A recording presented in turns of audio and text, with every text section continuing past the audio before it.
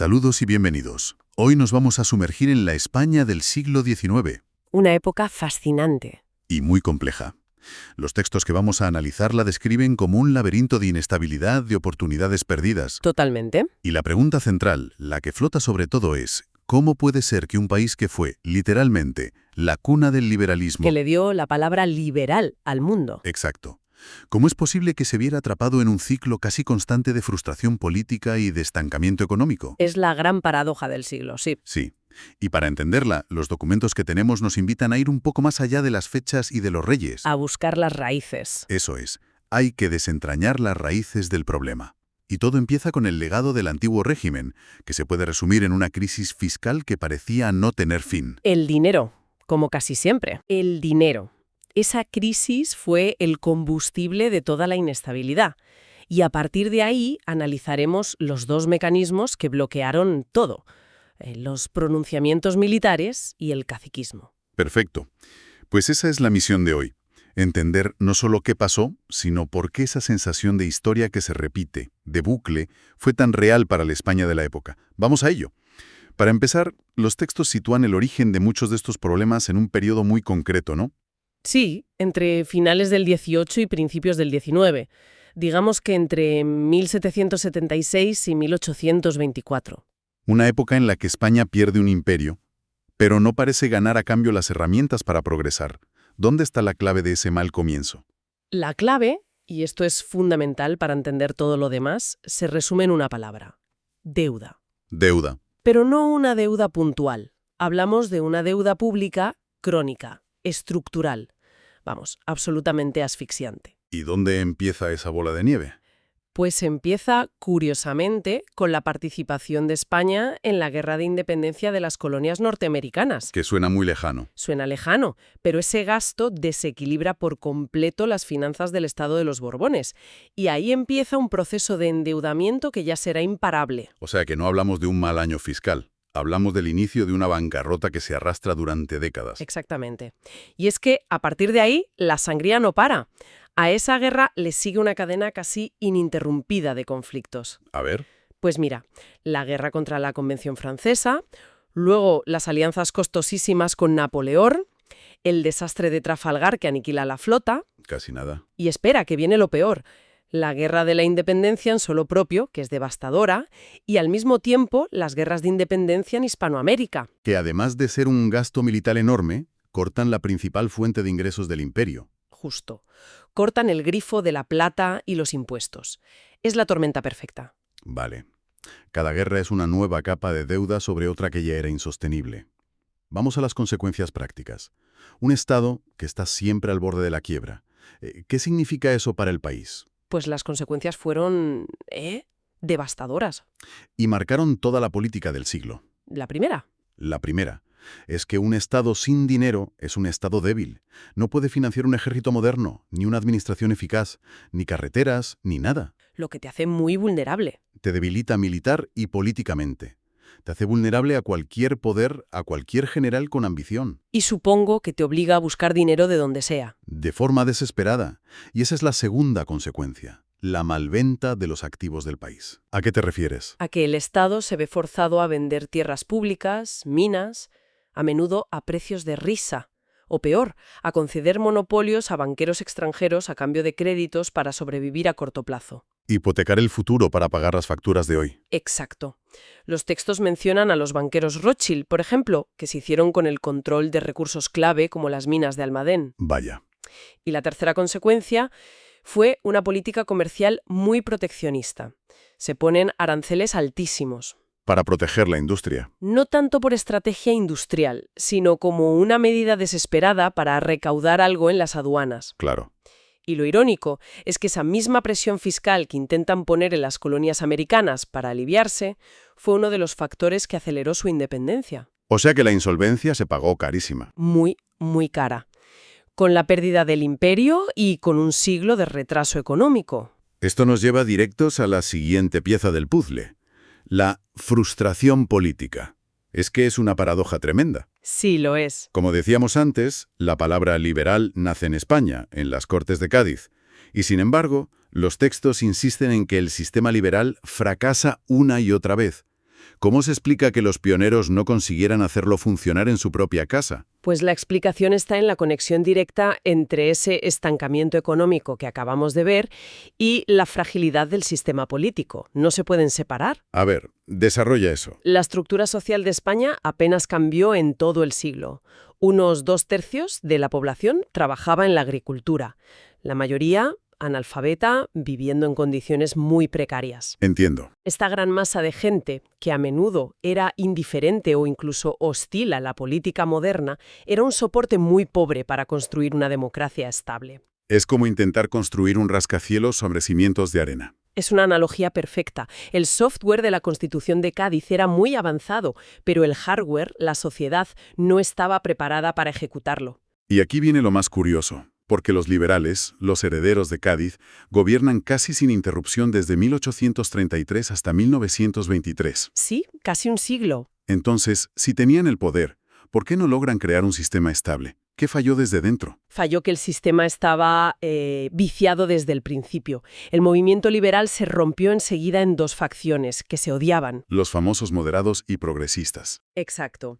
Los progresistas, más radicales, y los moderados, más conservadores, más de pactar con las viejas élites.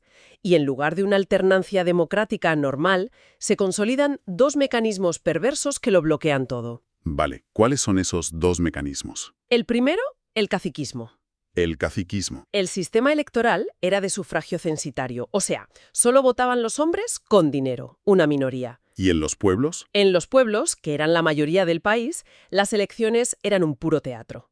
El cacique, el hombre fuerte local, controlaba los votos y se aseguraba de que siempre saliera el candidato del gobierno. La manipulación era total. Y la corona además solía apoyar a los moderados, ¿no? Casi siempre. Lo que los perpetuaban en el poder de una forma que era legal, sí, pero completamente ilegítima para la otra mitad del país. Entendido. Las urnas están controladas. Entonces, si eres de la oposición, si eres progresista, ¿cómo llegas al poder si la puerta electoral está cerrada? Pues solo te queda una opción: tirar la puerta abajo. El pronunciamiento. Y ahí está el segundo mecanismo, el más famoso y destructivo: el pronunciamiento. El golpe de Estado, militar, se convirtió en la única forma de cambiar de gobierno. Lo que convierte a los generales en las estrellas de la política. En los verdaderos árbitros: Espartero, Narváez, O'Donnell, Prim. Ellos eran los que de verdad cortaban el bacalao. Se crea una dinámica terrible. Los moderados usan el fraude para quedarse, y los progresistas usan al ejército para echarlos. Es un círculo vicioso perfecto. Es que la única forma de cambiar las reglas es pateando el tablero, lo que garantiza que la siguiente partida también será un caos. Esa es la definición. El propio Fernando VII dio un golpe en 1814 y Riego otro en 1820. Ellos inauguraron esa tradición. Las elecciones, en la práctica, solo servían para confirmar lo que las espadas ya habían decidido.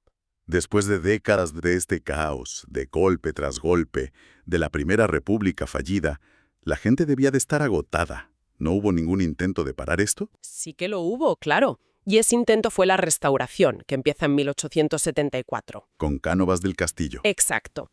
Su arquitecto fue Antonio Cánovas del Castillo, un político de una inteligencia brutal, y su objetivo era muy claro: devolver el poder a los civiles y mandar a los militares a los cuarteles de una vez por todas. Un objetivo muy sensato, la verdad. ¿Y cómo lo consiguió? ¿Cuál fue su fórmula? Pues el secreto de su éxito, porque consiguió varias décadas de estabilidad, fue un sistema muy ingenioso llamado el turno pacífico. El turno pacífico. Los dos grandes partidos, el conservador de Cánovas y el liberal de Sagasta, llegaron a un acuerdo para alternarse en el poder de forma pactada. Espera, pactada. Eso suena bien, pero con lo que has contado del caciquismo, me huele a que no se basaba en elecciones muy limpias. Para nada. Era más un acuerdo entre caballeros para repartirse el poder, ¿no? Totalmente. Cánovas era un pragmático, un cínico, si quieres. Ni siquiera intentó que las elecciones fueran limpias. Pensaba que la sociedad no estaba preparada. ¿Y cómo funcionaba? El sistema se basaba en dos pilares: la neutralidad de la corona y un acuerdo entre élites, el llamado Pacto del Pardo. ¿Y en la práctica? En la práctica era muy sencillo. Cuando un gobierno se desgastaba, el rey llamaba al líder de la oposición para que formara gobierno, este nuevo presidente disolvía las Cortes, convocaba elecciones Y gracias al caciquismo, Gracias a la maquinaria del caciquismo, que seguía funcionando a la perfección, el nuevo gobierno ganaba siempre. El resultado estaba decidido antes de votar. es una obra de ingeniería política, la verdad, aunque profundamente antidemocrática. Muchísimo. Resuelve el problema de los golpes de Estado, pero crea otro. Un sistema cerrado, un monopolio del poder entre dos partidos. ¿Qué pasa cuando surgen nuevas fuerzas y se encuentran la puerta cerrada? Has dado en el clavo. Esa fue la debilidad fatal del sistema de Cánovas. Al crear ese monopolio, excluyó a todas las nuevas fuerzas sociales que empezaban a nacer con el tímido avance económico de final de siglo. ¿Te refieres a republicanos, socialistas? A republicanos, socialistas, anarquistas y, muy importante, a los regionalismos y nacionalismos, sobre todo en Cataluña y el País Vasco. Y toda esa gente excluida empieza a acumular presión bajo la superficie. Una presión tremenda. Y esa exclusión fue la semilla de la siguiente gran crisis, la que estallaría con el desastre del 98 y acabaría tirando abajo todo el sistema a principios del siglo XX. Hemos hablado mucho de política, de generales en Madrid, pero toda esta inestabilidad, esta economía estancada, ¿cómo afectaba a la gente de a pie? ¿Nos dan los textos una idea de cómo se vivía esto en los pueblos? Sí, y el reflejo es directo y desolador. El estancamiento se puede medir en los datos demográficos. ¿Así? El crecimiento de la población española en el 19 fue de los más lentos de Europa. Y la razón no era una baja natalidad, sino una tasa de mortalidad altísima, muy por encima de la media de Europa occidental. Dame un dato. Uno que lo resume todo. La esperanza de vida en España en el año 1900 apenas llegaba a los 35 años. 35 años. Es una cifra que te deja helado. Pone todo el drama político en una perspectiva muy humana, ¿eh? Totalmente. No era solo un juego de poder, era una cuestión de vida o muerte para millones de personas. ¿Y las causas de esa mortalidad tan alta? Pues se pueden agrupar bajo la etiqueta de atraso económico. Hablamos de condiciones sanitarias pésimas, sin alcantarillado ni agua potable en muchos sitios. Claro. Hablamos de una agricultura muy poco productiva, incapaz de alimentar a la gente, lo que provocaba hambrunas periódicas, y una red de transportes tan mala que podías morirte de hambre en Castilla, aunque sobrara trigo en Andalucía. Y el Estado, quebrado y metido en sus líos, era incapaz de invertir en hospitales, en saneamiento, en ferrocarriles. No tenía ni el dinero ni la estabilidad para hacerlo. El sistema era tan vulnerable que, como dicen los textos, se activaban los frenos maltusianos. Las hambrunas. Se detallan hasta 12 grandes crisis de subsistencias. Sí, hambrunas, a lo largo del siglo. Y con ellas las epidemias. La fiebre amarilla y sobre todo el cólera, que tuvo 4 brotes mortíferos. Y aquí hay un detalle en los documentos que me ha parecido increíble. La correlación entre los brotes de cólera y los movimientos de tropas. Es una conexión fascinante y trágica a la vez. Los datos muestran cómo los grandes brotes de cólera coinciden con eventos militares. Por ejemplo, Con el inicio de la Primera Guerra Carlista o con el pronunciamiento de O'Donnell en 1854. La razón es muy simple. el movimiento de soldados. Claro, el movimiento de tropas por un país sin condiciones de higiene era un vector perfecto para expandir la enfermedad. El mismo ejército que debía traer orden, literalmente, propagaba la muerte. ¡Qué tremendo! Es la metáfora perfecta de todo el siglo. Un sistema político que, en su intento de arreglarse a la fuerza, no hacía más que enfermar y debilitar al país.